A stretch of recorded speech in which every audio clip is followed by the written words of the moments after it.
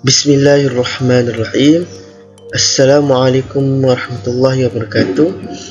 Nama diberi Muhammad Asfar bin Abdul Yazili. Nombor metrik 062505. Sekarang ini saya ingin membentangkan tentang sejarah perundingan Islam. Perundingan Islam pada zaman Kesultanan Melayu Melaka. Pengenalan makna sejarah. Sejarah dari sebagai ilmu ialah suatu himpunan peristiwa dan keadaan yang dilalui oleh manusia serta kesan suatu peristiwa dalam masyarakat.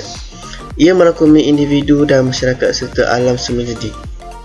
Makna perundingan Islam, hukum-hukum yang ditetapkan oleh Allah kepada manusia yang merangkumi aspek akidah, syariah dan akhlak yang perlu diyakini dan dipatuhi untuk kebahagiaan dunia dan akhirat. Pengenalan zaman Melaka. Melaka adalah kerajaan Islam pertama Nusantara yang dapat melaksanakan undang-undang syariat secara tersusun, menepani sistem pentadbiran yang lebih cekap dan tersusun. Dengan bantuan para ulama, Sultan Muhammad Shah telah memulakan usaha untuk mewujudkan undang-undang yang tersusun bagi negeri Melaka dan jajahannya, sehingga akhirnya berjaya melahirkan dua teks undang-undang Hukum Kanun Melaka dan Undang-Undang Laut Melaka yang disiapkan pada zaman Sultan Muzaffar Shah 1343 hingga 1373 Masihi. Dengan wujudnya teks undang-undang yang berasaskan syariat ini, Kerajaan Melaka telah mewujudkan pula jawatan pentadbiran pengadilan agama iaitu Qadi yang dimulakan dengan pelantikan Maulana Sheikh Yusuf Abdul Aziz yang lebih terkenal dengan panggilan sebagai Qadi Yusuf pada zaman Sultan Muzaffar Shah ini. Rujukan syariat di Melaka peringkat permulaan.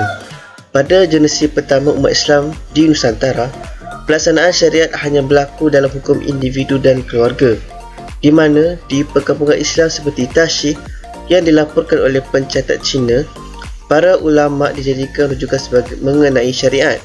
Peringkat kedua barulah diwujudkan pemimpin rujukan seperti imam atau qadi untuk mengendalikan pelaksanaan syariat mengikut aliran mazhab fiqh yang masih baru berkembang ketika itu. Apabila wujudnya kerajaan Islam dipelak pada 840 Masihi, barulah pelaksanaan syariat mulai tersusun dengan adanya jawatan qadi, Syekhul Islam dan mufti. Tetapi kod undang-undang belum ada. Sistem pengadilan atau mahkamah syariah telah wujud, di mana para ulama berpandukan kepada kitab-kitab fiqh mazhab yang sedang berkembang di Asia Barat kala itu. Hal inilah yang dimulakan di Melaka setelah Islamnya para miswara sekitar 267 Masihi. Ulama yang diketuai oleh makhdum Sheikh Abdul Aziz bukan sahaja mengajarkan ilmu agama, tetapi menjadi rujukan pelaksanaan syariat. Pelaksanaan syariat, pengaruh Islam dalam undang-undang. Setelah beberapa ketika, Melaka bergantung kepada penafsiran para ulama semasa dalam melaksanakan syariat dan hanya merujuk kepada kitab-kitab fiqh yang ada. Maka pada zaman Sultan Muhammad Shah, mulai digubal undang-undang berasaskan hukum Islam di Melaka. Dua teks undang-undang yang berjaya disiapkan pada zaman Sultan Muzaffar Shah ini ialah Hukum Kanun Melaka dan Undang-Undang Laut Melaka. Menurut Azni dan Liu Yok Fang, bahawa Hukum Kanun Melaka yang mempunyai 44 fasal mengandungi 6 bahagian utama, iaitu Hukum Melaka, Hukum Laut, Hukum Perkahwinan, Hukum Berniaga, Undang-Undang Negeri dan Undang-Undang Johor. Struktur pentadbiran syariat di Melaka. Proses pelaksanaan syariat ini tidak terhenti dengan penggubalan kod undang-undang semata-mata, tetapi turut melibatkan kewujudan struktur pentadbiran pengadilan Islam di Melaka. Dalam Hukum Kanun Melaka, disebutkan bahawa semua undang-undang adalah berada di bawah kekuasaan Sultan Melaka, di mana semua hukuman bunuh diputuskan oleh Sultan sebagai kuasa kehakiman tertinggi. Adapun bendahara adalah menjadi ketua hakim kepada semua perbicaraan di Mahkamah Melaka. Dengan qadi adalah hakim syari yang melaksanakan tugas-tugas kehakiman Islam di bawah bendahari. Dicatatkan oleh Tun Silanang bahawa dua qadi yang terkenal berkhidmat sejak zaman Sultan Muzaffar Shah ialah Qadi Yusuf dan anaknya, Qadi Munawar Shah.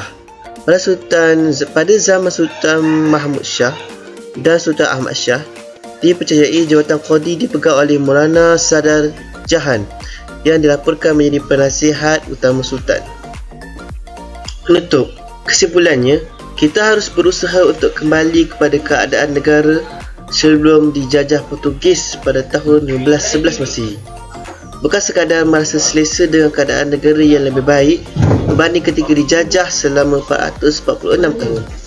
Kehebatan Kerajaan Melayu Islam Melaka adalah kayu ukur kemerdekaan kita.